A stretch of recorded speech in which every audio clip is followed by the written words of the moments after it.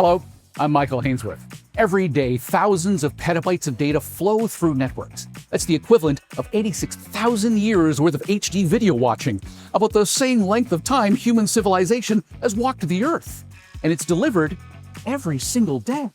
And most of that is generated, stored, and transmitted in data centers, hidden throughout our daily commute.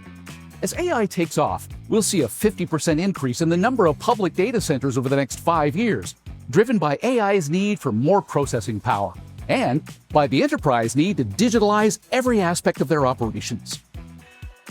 Meet Nokia's Paul Alexander. He spent his career in telecom and helps companies develop their network infrastructure for Nokia. He understands the power of data centers in the AI era. Data centers are the heart, if you like, of the cloud era and the future of the AI era, and networks are going to be the veins and the arteries. All of that is going to need to be upgraded to enable us to use those applications that are going to rely on that data center infrastructure and technology. On this episode of The Network Effect, we'll learn how existing data centers need to evolve to keep pace in the age of AI, why companies and countries are seeing this as a strategic race, and why the future is built on people and partnerships, not petabytes. Just as data centers became old news, AI injected some new energy into the sector. How so? Well, let's take a step back, Michael. The first thing to say is that AI is a game changer, and it's a race, by the way. It's changing everything, and the existing data center infrastructure that we know that's underpinned the cloud for the last 10 years, 20 years, is radically going to have to change to keep pace with what AI is going to throw at it. And let's just look at some of the figures. We've seen that we expect that the hyperscalers alone are going to invest something like $290 billion just in 2025. And we expect something like 1.1 trillion to be invested by 2029, 2030. So this is a significant investment. They're placing massive bets. This is an investment in the infrastructure. Obviously, the applications that we're going to see run on this infrastructure have a little bit yet to come. So this is a game changer. This is a race, and the certainty and the profitability and the long-term prosperity of not only companies but countries depends on getting this right.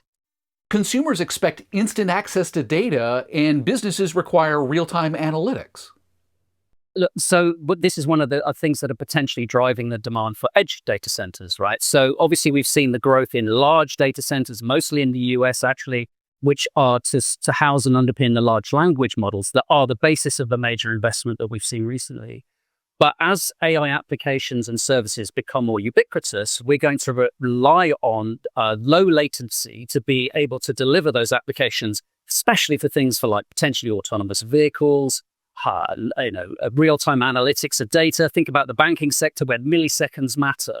So we're going to see investment, I think, in the edge data centers. And that's not only driven by that need for ultra-low latency, but by a number of other things as well, like cloud repatriation. So we're seeing the large enterprises come out of the cloud and start to look at a hybrid policy where they put their less critical data in the cloud and they put their crown jewels in their own premises or even in a data center, but much closer to where they are. So those edge data centers for latency, for co-location, and by the way, also for potentially sovereignty and where that data is located and stored.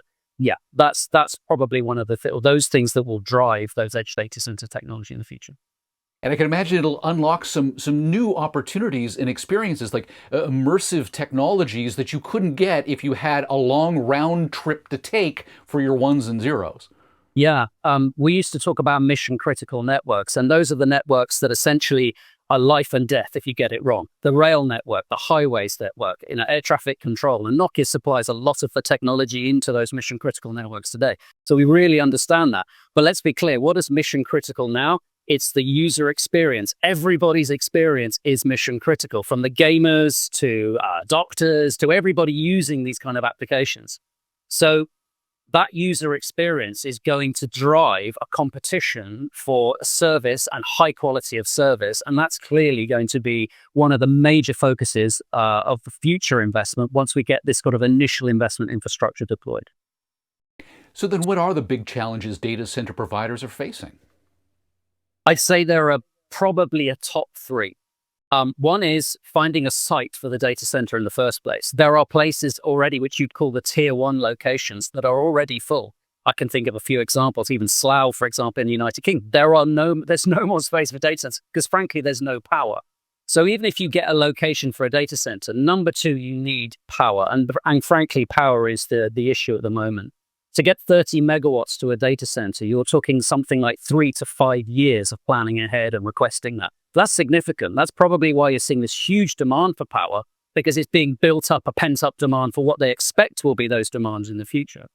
You get those two things right, then you need the final thing, which is arguably, in our opinion, probably the most critical and the thing that's not talked about enough, and that's the network. You need connectivity. You have to have a high capacity, ultra low latency, highly reliable, and by the way, super secure network to effectively to underpin those veins and arteries between those data centers, which are the heart of AI. But AI's appetite for energy knows no bounds. How has the data center evolved to accommodate for the increased need for sustainable practices? Yeah, it's, guess what, an area of major focus. Because again, if you can't get the power you want, you get the power you have, or you can get access to. So things like liquid cooling are becoming more prevalent. We're seeing locations for data centers being put into, for example, the Nordics or colder regions, where you can take cold air from the environment at no cost and cool your data center.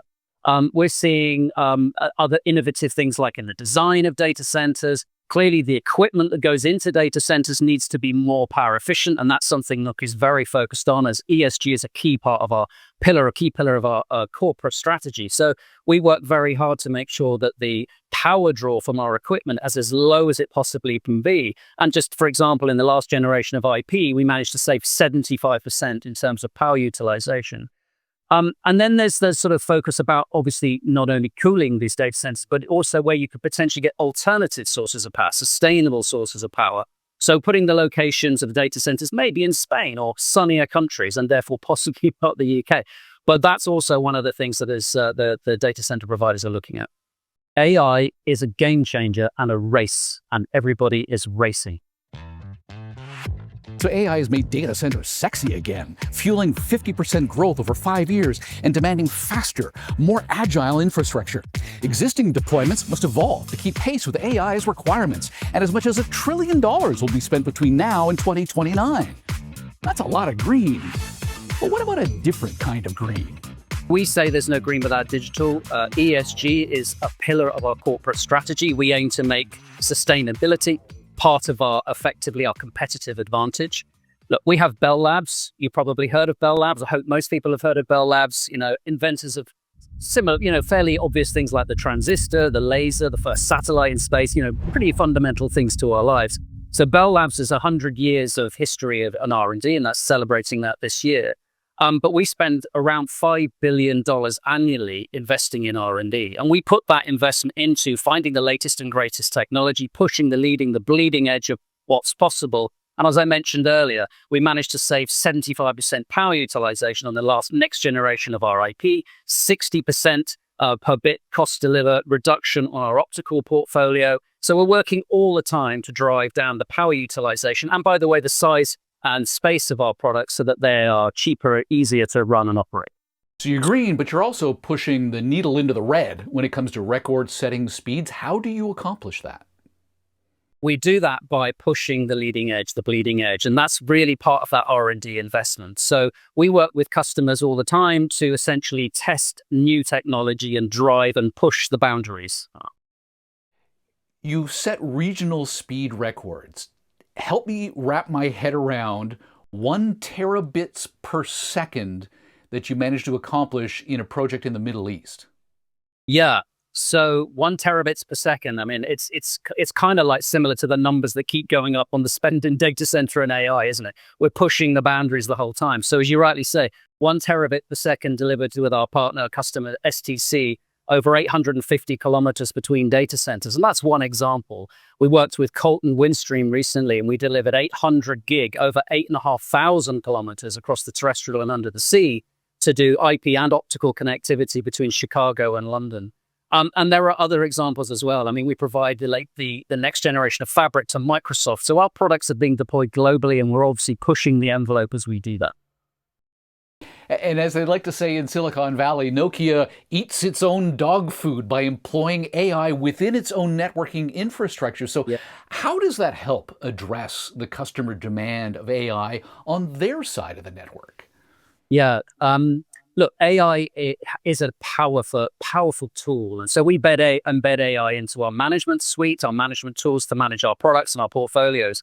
Look, AI will start taking on some of those more mundane tasks. And AI essentially, provided you get one critical thing right, by the way, which is you have a highly reliable network that you can build on scale and then autonomize.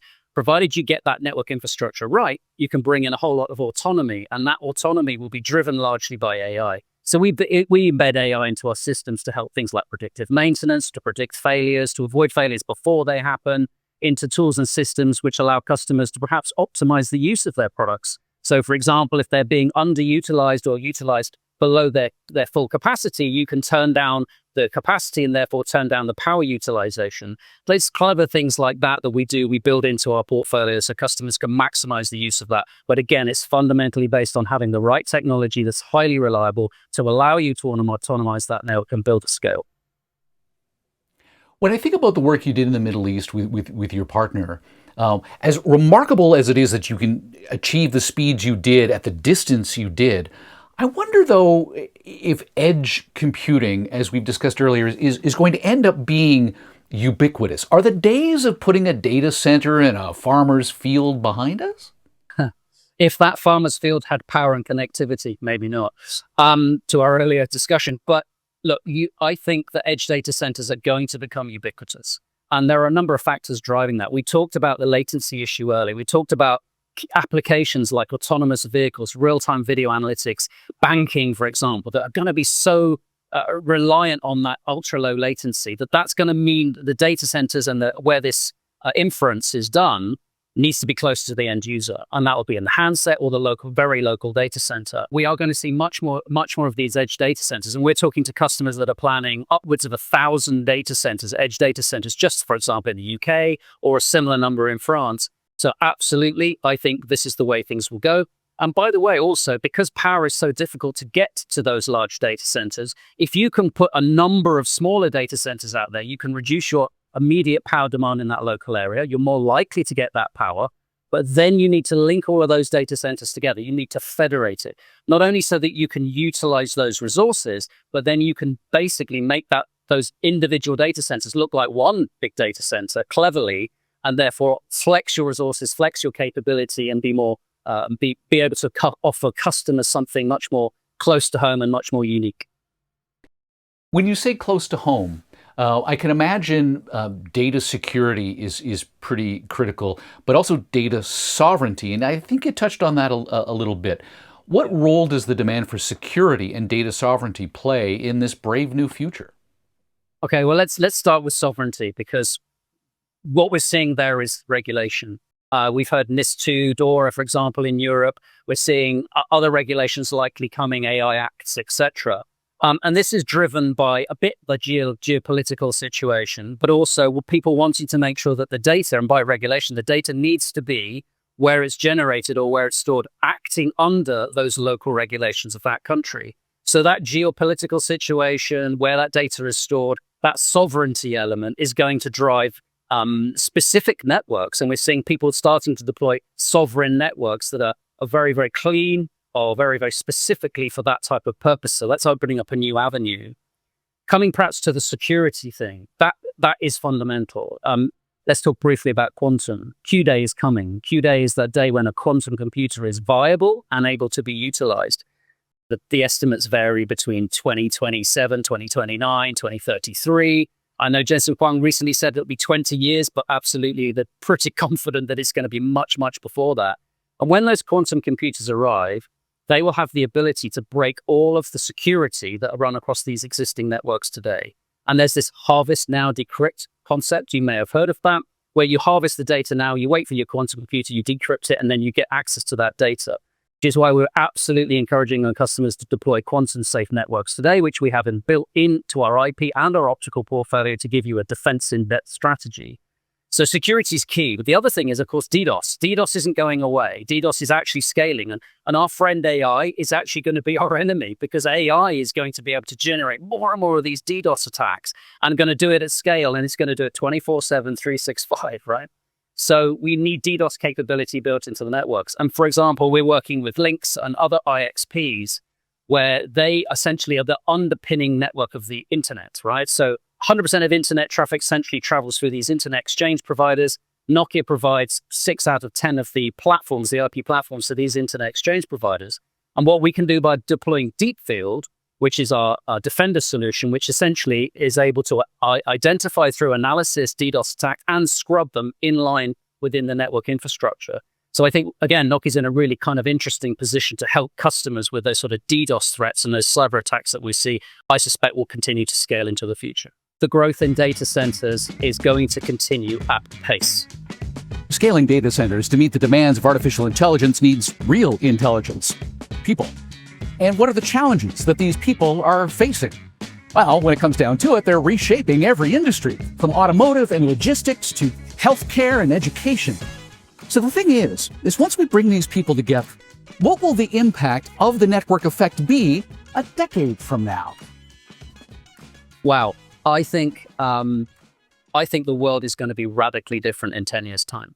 I mean, if you and I, perhaps Michael, are just about old enough to remember the world pre-internet, well, I certainly am. And the internet has changed every industry, every ecosystem on this planet in the last 20 years. I think that's the same with AI. I think AI will change everything. Education, for example, education will be radically different. My 18-year-old has just completed his education. My 4-year-old is about to go through. The way she's educated with AI, with specific learning, with targeted focus on her abilities, where she maybe needs some help, it's going to look very, very different, I think, in the future. Medical industry is going to completely change. Now, maybe we'll get access to GP appointments, which we're struggling to get to now here, especially in the UK. An AI doctor is going to get you through that first step and probably weed out a number of those people that don't need to be seen further. So the medical industry is going to change radically. Transportation is going to change radically. We're going to have autonomous cars, autonomous trucks, autonomous trains, maybe autonomous planes. I know they fly by wire a bit now. So, you cast the lens of AI onto any industry and you can say Industry 5.0 will be the era of AI and it will change everything radically. So how do we bring people together to make this future a reality? Yeah, that's going to come down to partnerships. The one thing that I've learned very much about the cloud ecosystem in the last year is it's an ecosystem. There are thousands of players in this ecosystem. Not one party does everything end to end. You need a whole group of companies and partners to come together to deliver this complete ecosystem, from storage to networks, to GPU, to building the data center, and on and on and on. So those partnerships are going to be fundamental. And in fact, look, we're fundamentally pivoting our focus as our business to work much, much more with partners as we go forward, as we pivot much more towards this data center. As our CEO recently said, we're investing 100 million to 300 million over the next few years to really go and drive into this growth area of data center. So we won't be able to do that without partners. And therefore, that's going to be a major focus of our business going forward. So what's the solution to the hardest part about making partnerships work? I'll give you one word: trust. I think trust is what builds partnerships. Having built partnerships before with existing organizations, I know the one thing that they really want to know is, if we're going to work together, can we trust each other? So that means we need an aligned go-to-market, clear strategy, clear objectives, that we're working genuinely as one together with one. And 1 + 1, as I like to say, should equal 3 when you're working with a partner, not 2. And that's where you bring value to the end users, to customers. And so I think it's that one word: trust. Describe to me what the network effect means to you. I think the network effect means none of this is possible without highly scalable, highly secure, ultra low latency networks. And that is where Nokia comes in. And that's what I think our value is to this growing industry: networks that you can rely on. 1 + 1 should equal 3. So when you come together with a partner that can really help you go to market, help you scale, help your strategy, help your objectives, then you get a network effect of bringing those people together, which is the sum of the parts is greater than the whole, if that makes sense. Can we do it without the network effect? Absolutely not. Global demand for artificial intelligence is soaring, propelling data center expansion at unprecedented speed. But moving fast and breaking things is not an option. Networks must deliver capacity reliably and at low latencies while meeting sustainability demands. The top 3 challenges: securing locations, sourcing power, and ensuring high-capacity, ultra-low latency networks.